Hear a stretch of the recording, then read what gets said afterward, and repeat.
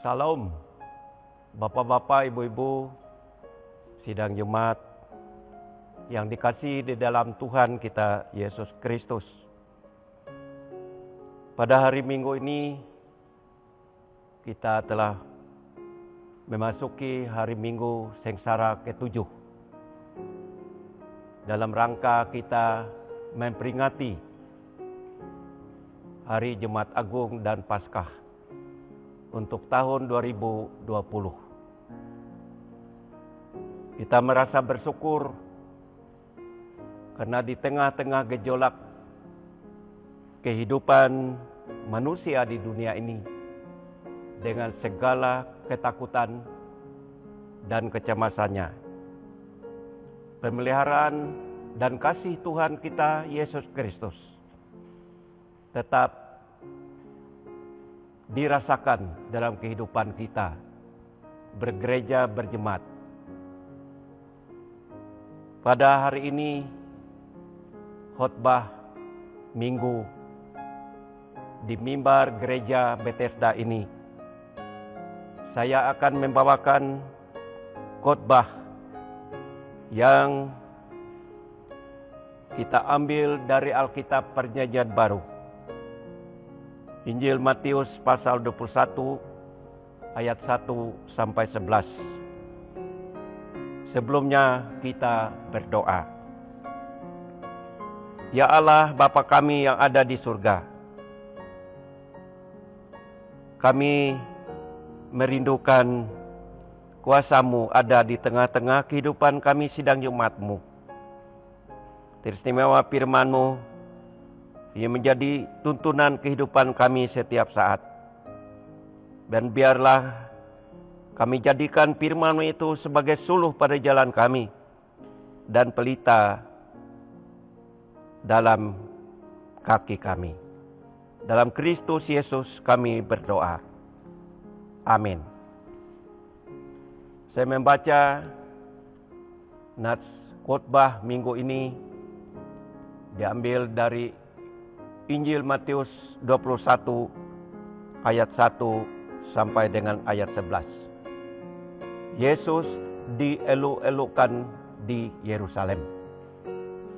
Ketika Yesus dan murid-muridnya telah dekat Yerusalem dan tiba di Baitfage yang terletak di Bukit Zaitun, Yesus menyuruh 2 orang muridnya dengan pesan, pergilah ke kampung yang di depanmu itu, dan di situ kamu akan segera menemukan seekor keledai betina tertambat dan anaknya ada dekatnya. Lepaskanlah keledai itu dan bawalah keduanya kepadaku. Dan jikalau ada orang menegur kamu, katakanlah, Tuhan memerlukannya. Ia akan segera mengembalikannya. Hal itu terjadi supaya genaplah firman Tuhan yang disampaikan oleh Nabi. Katakanlah kepada putri Sion, lihat rajamu datang kepadamu. Ia lemah lembut dan mengendarai seekor keledai beban yang mudah. Maka pergilah murid-murid itu dan berbuat seperti yang ditugaskan Yesus kepada mereka. Mereka membawa keledai betina itu bersama-sama anaknya, lalu mengalasinya dengan pakaian mereka, dan Yesus pun naik ke atasnya.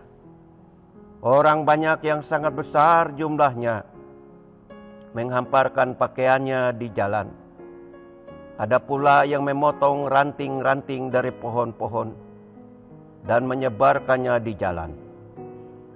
Dan orang banyak yang berjalan di depan Yesus dan yang mengikutinya dari belakang berseru katanya, Hosana bagi anak Daud, diberkatilah dia yang datang dalam nama Tuhan. Hosana di tempat yang maha tinggi. Dan ketika ia masuk ke Yerusalem, gemparlah seluruh kota itu. Dan orang berkata, "Siapakah orang ini?" Dan orang banyak itu menyahut, "Inilah Nabi Yesus dari Nazaret di Galilea." Demikian pembacaan Alkitab firman Tuhan. Yang berbahagia adalah mereka yang mendengar dan yang memeliharanya. Bapak, Ibu, Saudara sidang jemaat yang dikasihi di dalam Tuhan kita Yesus Kristus. Pada hari Minggu tanggal 5 April 2020,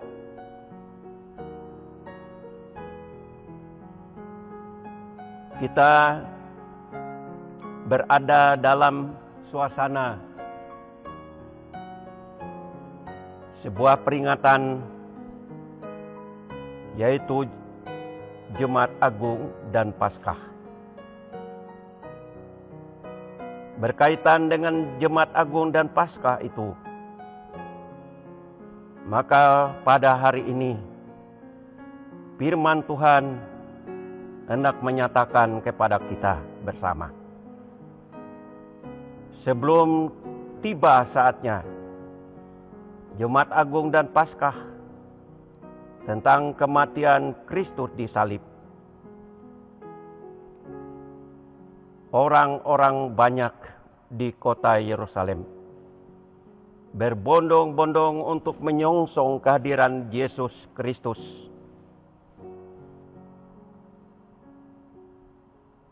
Dan mereka sangat antusias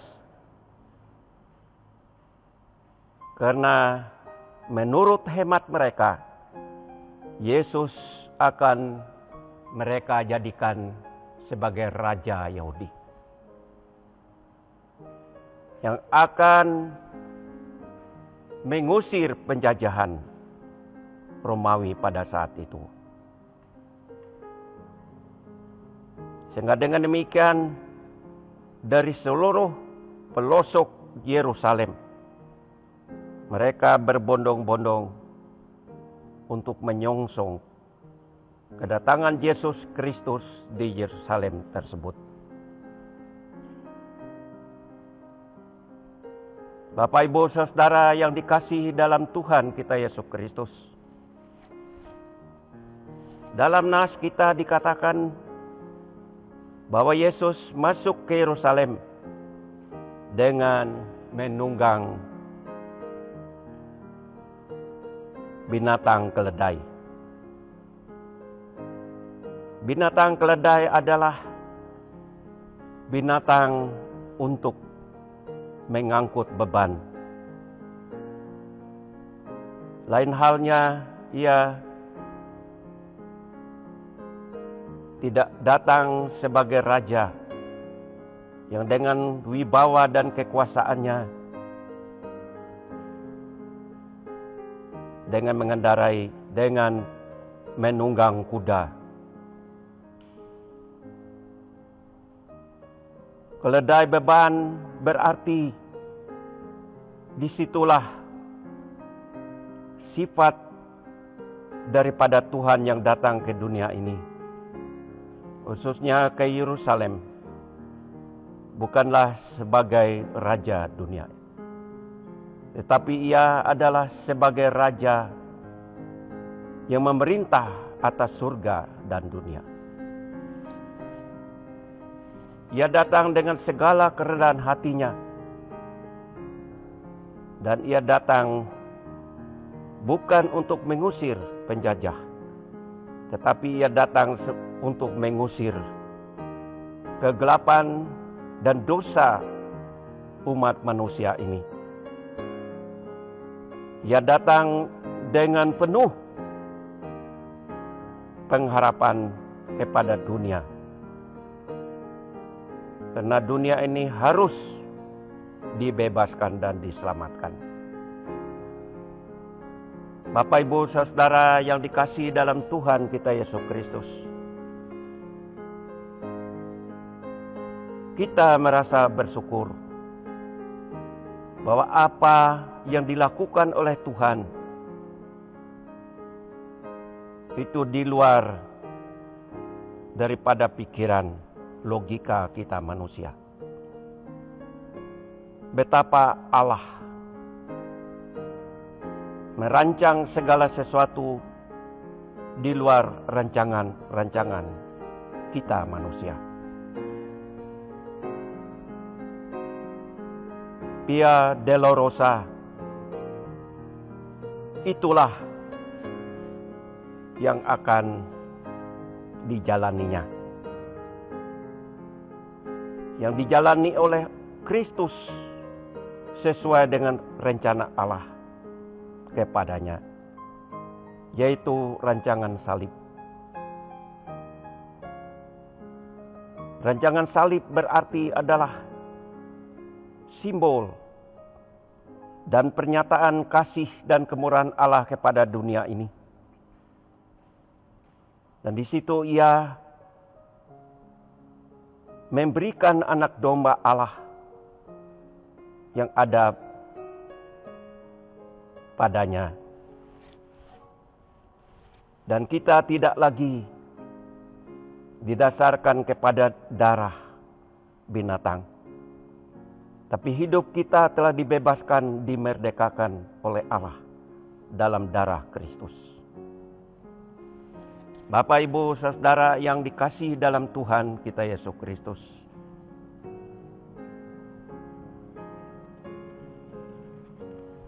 Apa yang terjadi dan berlaku dalam nas kita, Yesus dieluk-elukan di Yerusalem tersebut. Ia membawa misi damai Allah kepada dunia ini, di mana oleh dosa manusia telah berseteru dengan Allah. Allah tentunya Allah yang kasih, Allah yang penyayang, Allah yang peduli atas kehidupan kita manusia.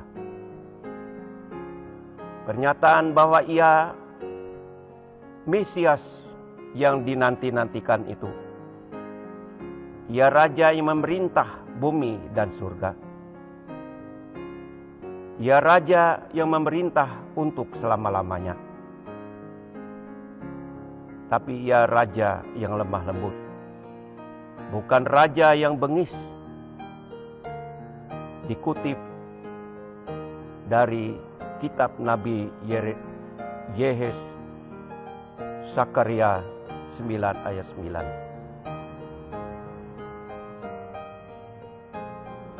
Bapak, Ibu, Saudara yang dikasihi dalam Tuhan, memang kedatangan Yesus disambut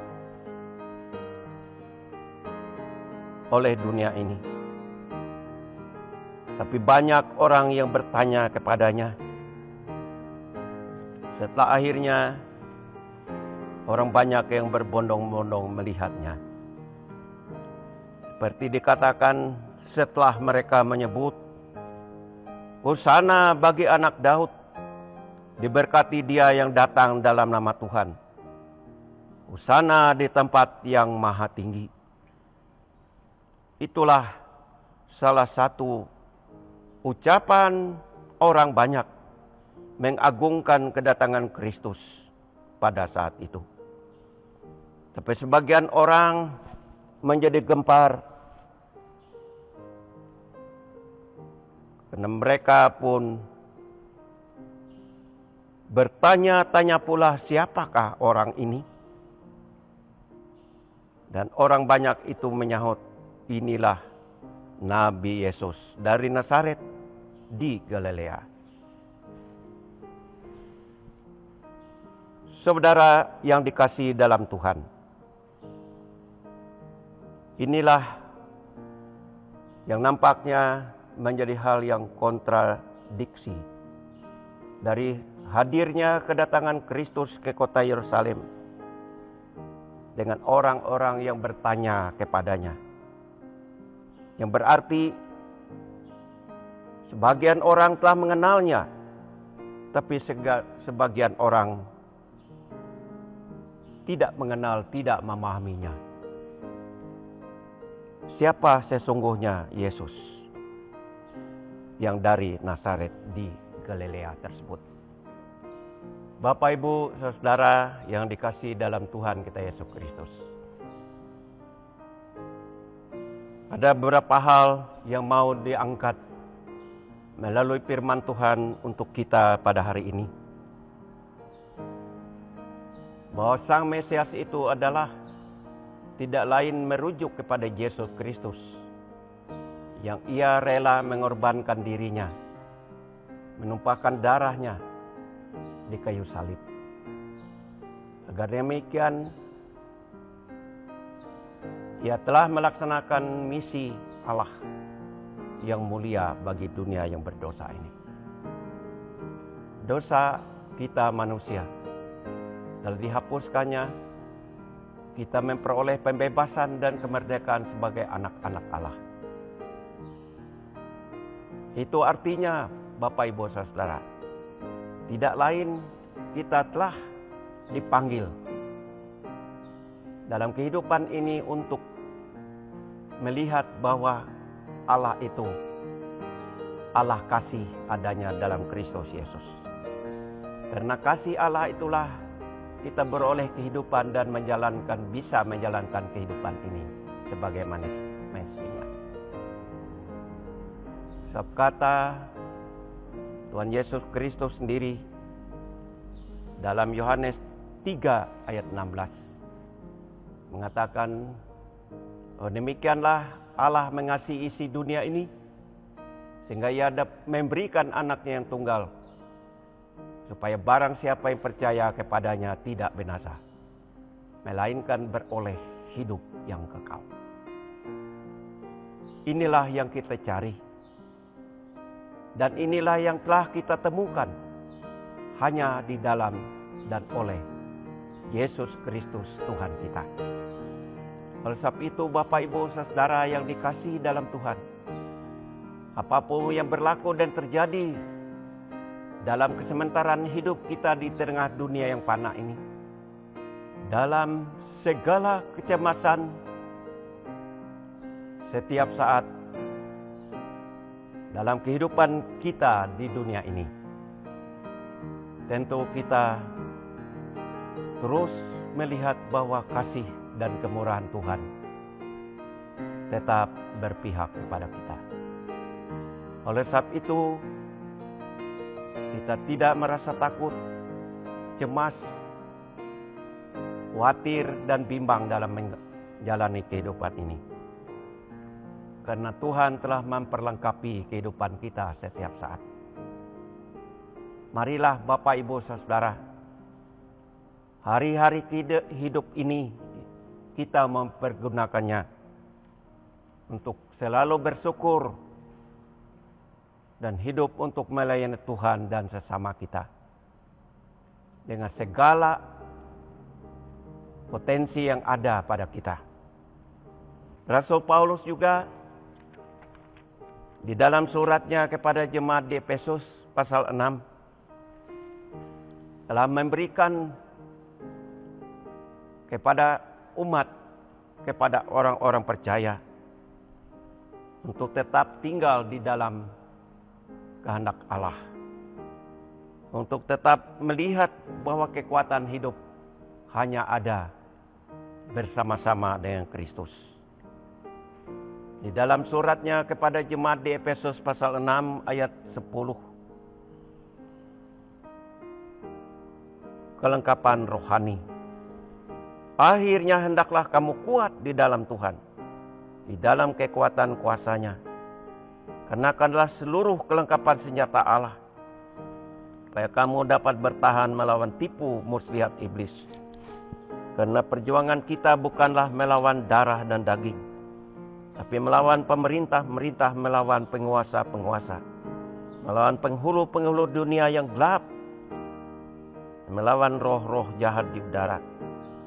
Sebab itu ambillah seluruh kelengkapan senjata Allah, supaya kamu dapat mengadakan perlawanan pada hari yang jahat itu, dan tetap berdiri sesudah kamu menyelesaikan segala sesuatu. Jadi berdirilah tegap berikat pinggangkan kebenaran, berbaju jirahkan keadilan, kakimu berkasutkan kerelaan untuk pemberitaan Injil damai sejahtera.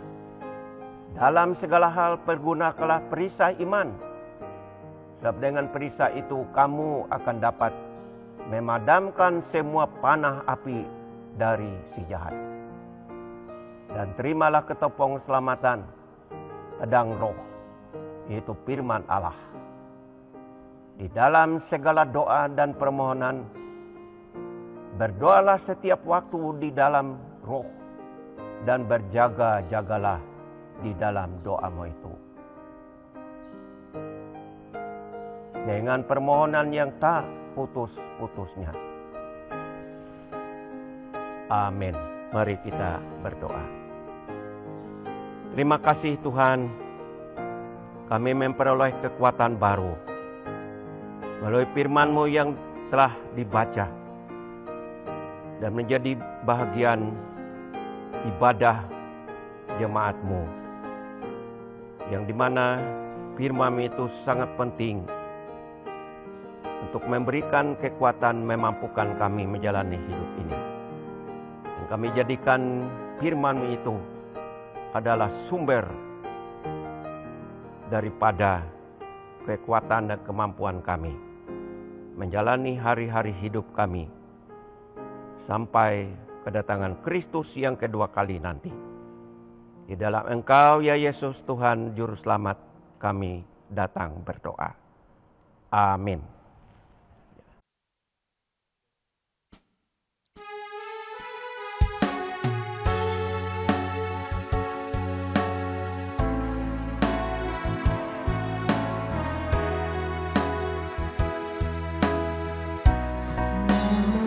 Yesus termulia di atas segala nama, agar di dalam namanya semuanya menyembah, yang di bumi dan di surga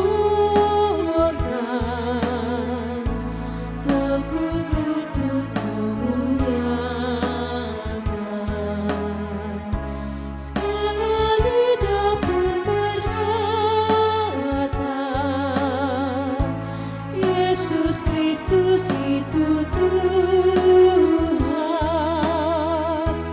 terpuji namanya, terpuji namanya,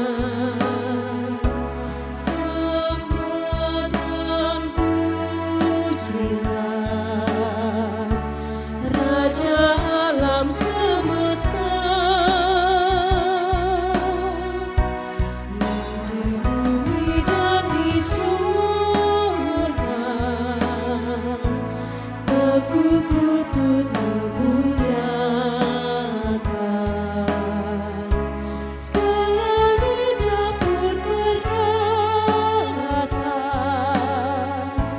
Yesus Kristus itu Tuhan.